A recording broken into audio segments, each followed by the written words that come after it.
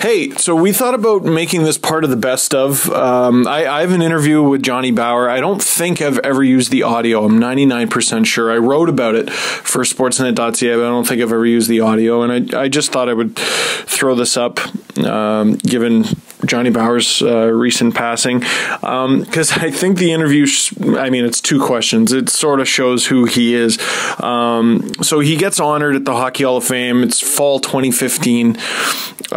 He gets his own stamp with Canada Post as part of the Great Goalie Series. I think it was 6 goalies, and Johnny Bower was one of them.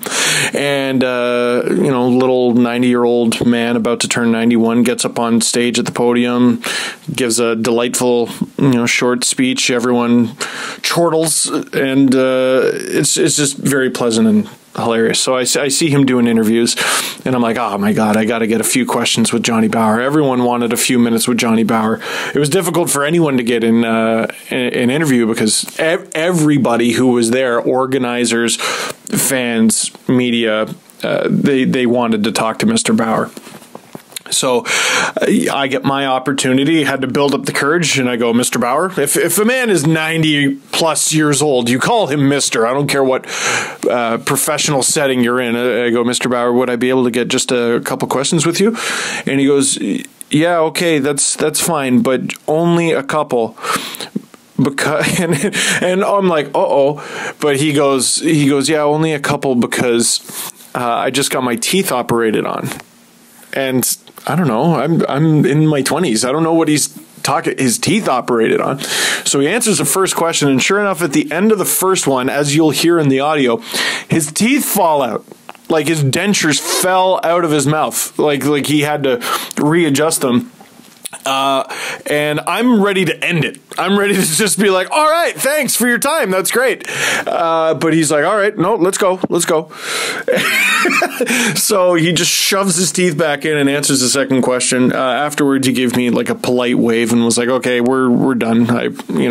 Sorry, but that's all I can give you.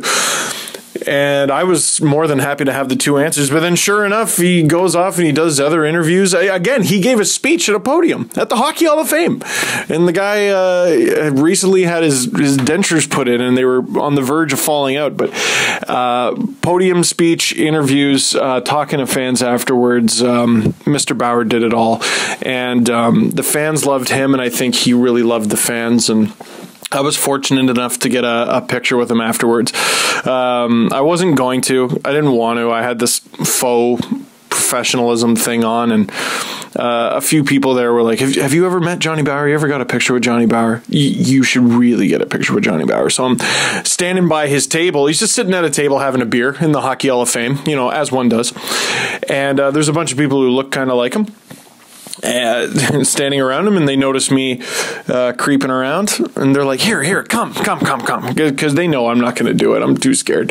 And I think it was his daughter who was like, here, sit right next to him, and got a few pictures with Johnny Bower. And he was a man of the people. So it's a very small thing, but here's my two questions with the legendary Johnny Bower. Did you ever imagine you would have a stamp even when you were a kid?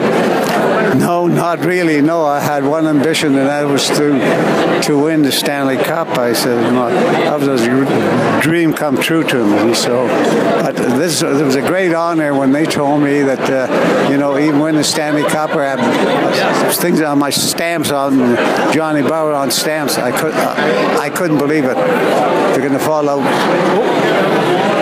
Okay. One more? Yeah, I think.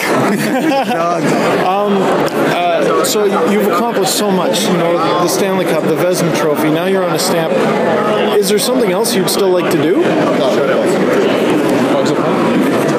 No, the only thing I wish my dear friend Gup Worsley was here. He's a comical guy, and his family's here. That was great. But I had room with him, and he was funny. And we didn't win the cup. We didn't win the cup that year or anything like that. So he said, "John, what are you going to do?" I said, "I'm going back home. What are you going to do?" I said, "I don't know what I'm going to do." He says, "Why don't you come with me?" Really?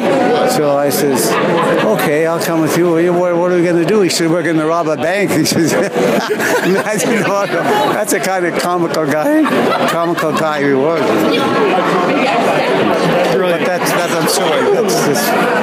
the story. That's it.